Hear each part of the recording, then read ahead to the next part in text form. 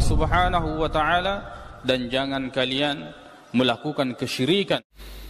Assalamualaikum warahmatullahi wabarakatuh. Innal hamdalillah nahmaduhu wa nasta'inu bihi wa nastaghfiruh wa na'udzu billahi min shururi anfusina wa sayyiati a'malina. May yahdihillahu fala mudilla lahu wa may yudlil fala hadiya lahu. Asyhadu an la ilaha illallah wahdahu la syarika lah. Wa asyhadu anna Muhammadan 'abduhu wa rasuluh. Sallallahu alaihi wa ala alihi wa ashabihi wa sallama tasliman katsira. Ya ayyuhalladzina amanu taqullaha haqqa tuqatih wa la tamutunna illa wa antum muslimun.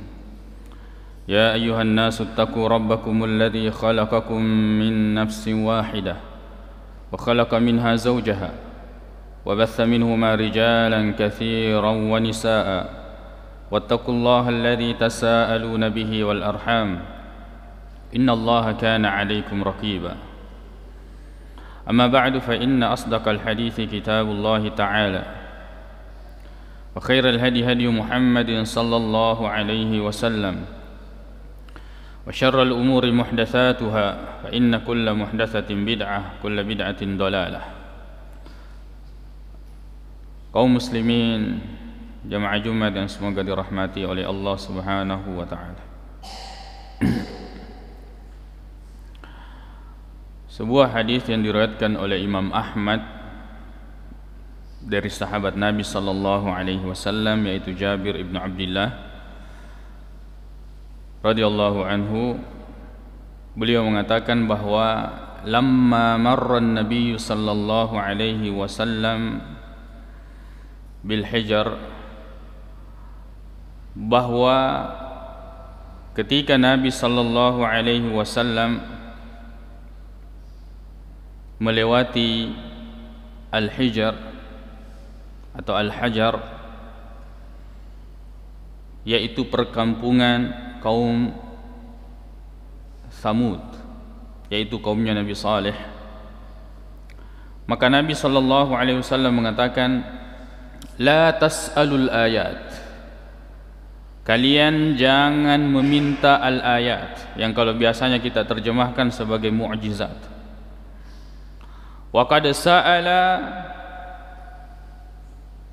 qaum salih, wa qad sa'alaha qaum salih, karena itu telah diminta dahulu kaumnya Nabi Saleh meminta mu'jizat kepada Nabi Saleh, itu disampaikan kepada Allah Subhanahu wa taala. Fakanat taridu min hadzal fajj, yang diceritakan ini adalah tentang unta. Unta betina itu, kata Nabi sallallahu alaihi wasallam, ya, dia muncul dari sini. Wa tasduru min hadzal fajj, dan dia keluar dari sini. Fa'atau an amri rabbihim, akan tetapi mereka, yaitu kaum Tsamud, kaumnya Nabi Saleh, mereka durhaka kepada Allah Subhanahu wa taala, fa'aqaruha, lalu kemudian mereka menyembeli unta betina tersebut. Fa'akhadhathum sayhatun, lalu kemudian ya, suara yang begitu keras, ahmadallahu man tahta adimis sama, di mana Allah Subhanahu wa taala kemudian membinasakan semua yang ada di bawah langit atau di atas bumi pada saat itu, minhum, di antara mereka, yaitu orang-orang kafir, illa rajulan wahidan minhum, kecuali satu orang, kana fi haramillah, dia berada di daerah haram, tanah haram. Qila, kemudian sahabat mengatakan, man huwa ya Rasulullah, siapa satu orang itu? Kata Nabi sallallahu alaihi wasallam, huwa Abu Rigal, dia adalah Abu Rigal.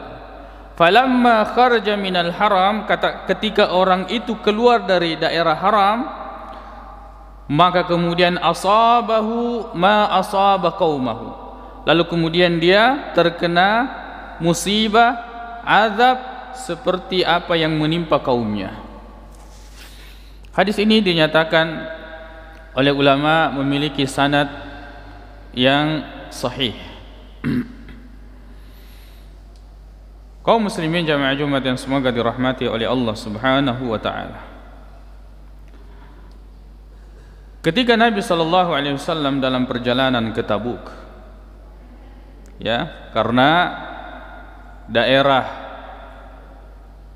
Madain yang sekarang dikenal dengan Madain Saleh atau Al-Ala, ya, sekitar 300 ya, kilo lebih dari Madinah ke situ, kemudian setelahnya ya 300 lebih ke Tabuk.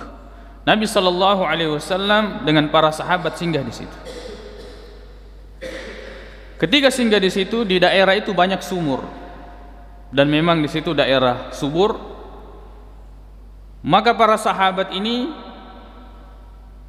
dari sumur itu kemudian mereka ambil air, memasak daging, membuat adonan dan seterusnya. Ketika Rasulullah sallallahu alaihi wasallam melihat mereka, maka Nabi sallallahu alaihi wasallam merintahkan untuk menumpahkannya. Kecuali yang sudah dibuat adonan, maka itu diberikan makan kepada hewan-hewan pada saat itu.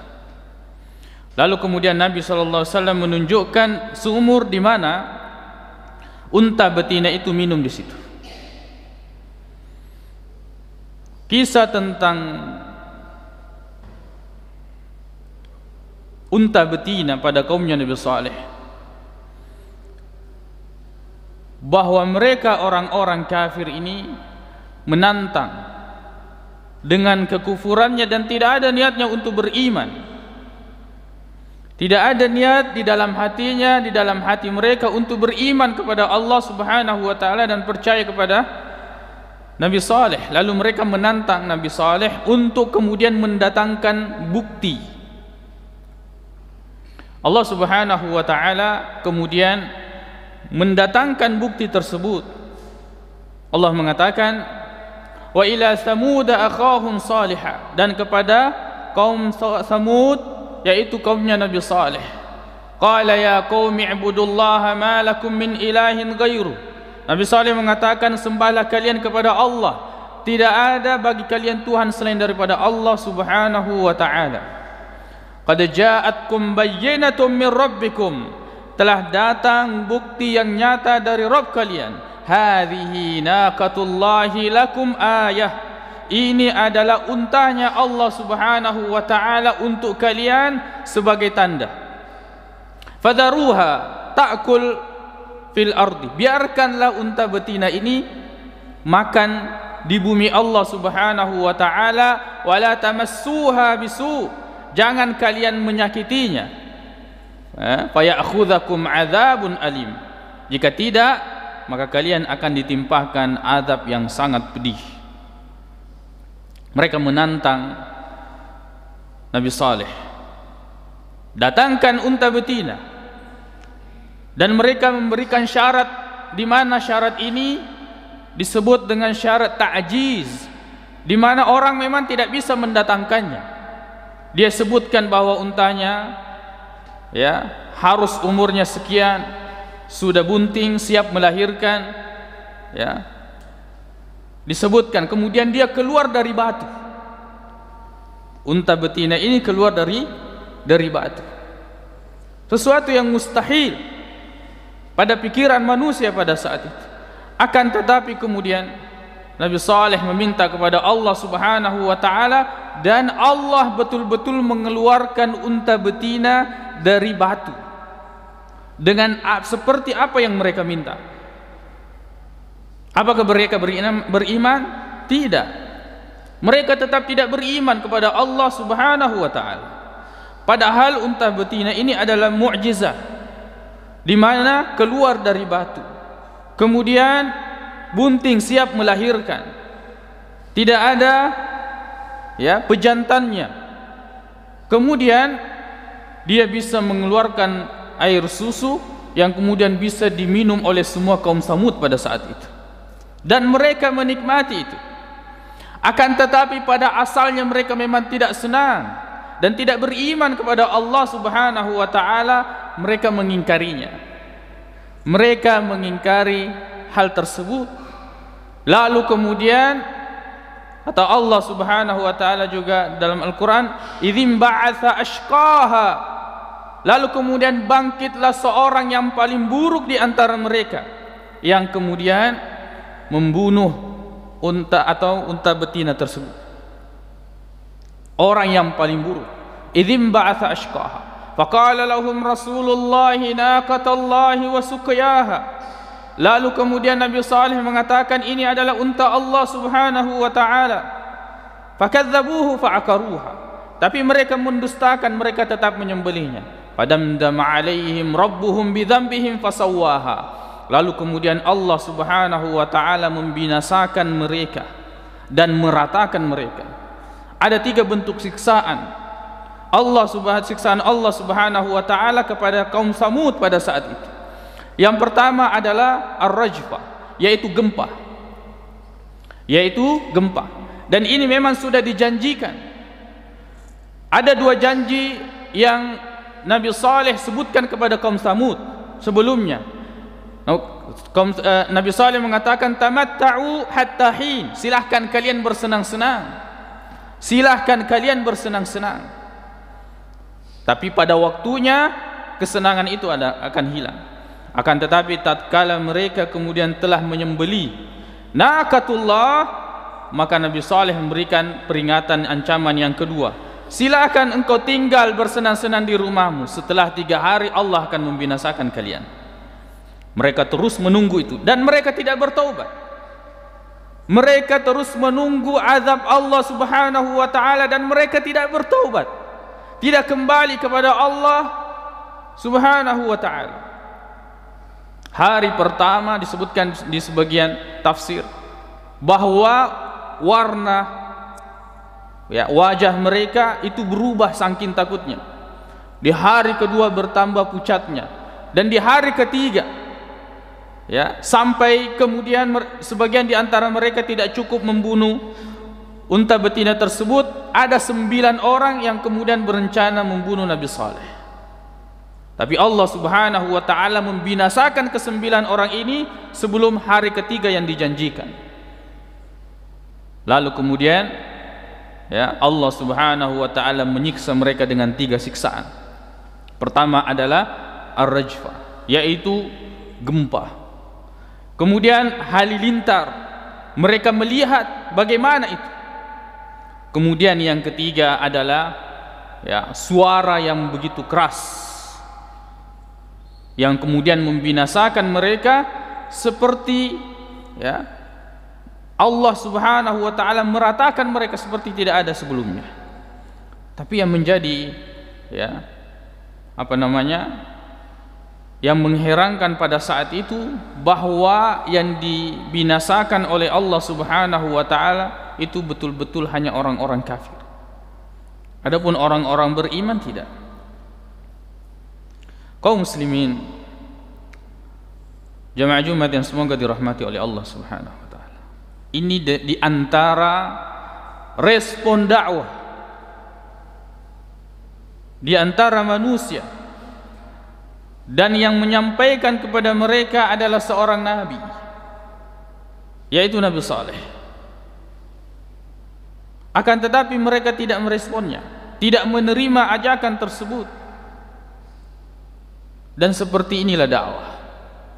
Dan semua kita harus mengingat dan memperhatikan dan melihat keadaan kita.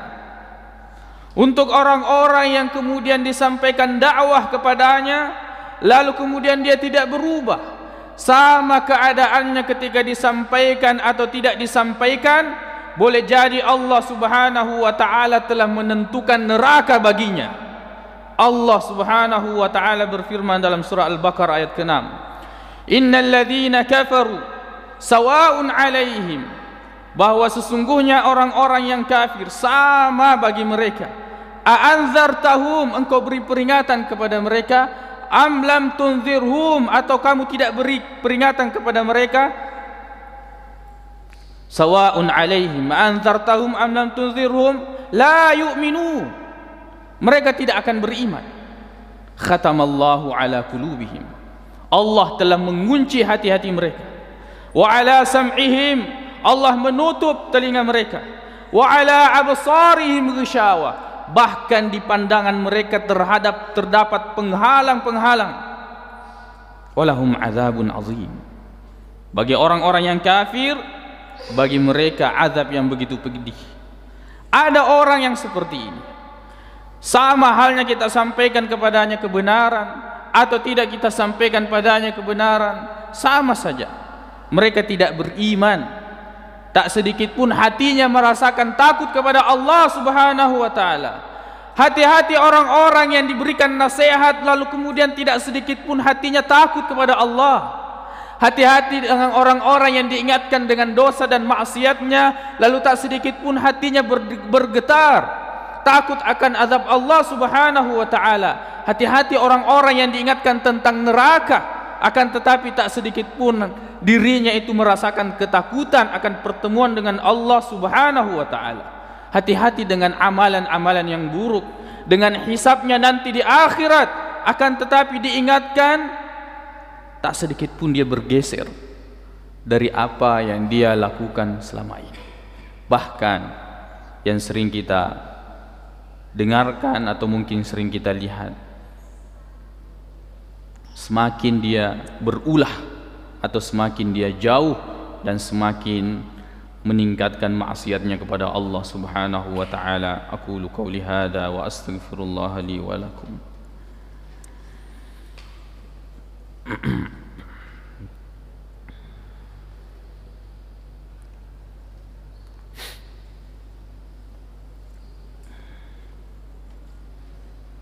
Alhamdulillahi rabbil alamin wal 'aqibatu lil muttaqin wala 'udwana illa 'alal zalimin.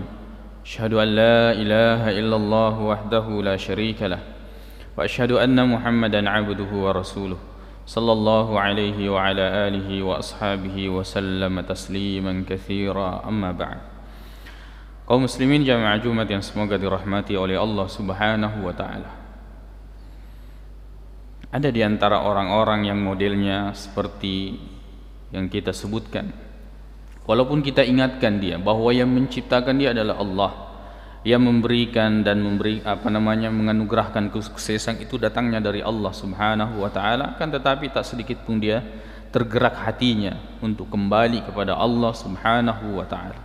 Allah ingatkan, Allah pernah ingatkan kepada kaumnya Nabi Saleh, wa ila Thamud akhahum Salihah, dan kepada kaum Thamud yaitu kaumnya Nabi Saleh, ya qaumi ibudullaha ma lakum min ilahin ghairu, wahai kaumku sembahlah kalian kepada Allah, tidak ada Tuhan bagi kalian kecuali Allah Subhanahu wa ta'ala.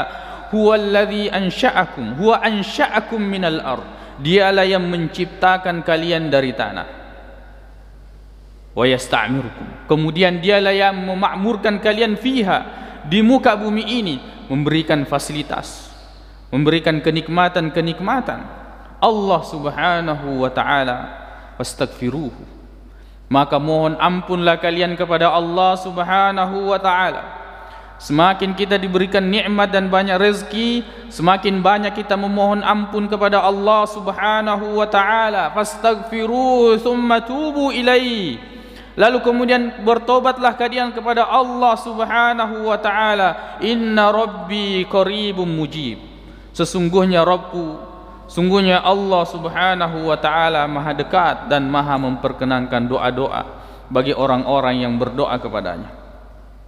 Perbanyak istighfar, perbanyaklah kita memohon ampun kepada Allah Subhanahu wa ta'ala, karena hidup yang singkat ini, bagaimanapun lamanya kita menjalaninya, tetap ada akhirnya, yaitu kematian, dan kita akan bertemu dengan Allah Subhanahu wa ta'ala. Ada orang mengatakan bahwa kematian itu bukan nomor urut. Tidak mesti bahwa yang meninggal itu adalah kakek, kemudian bapak, lalu kemudian anak, lalu kemudian cucu.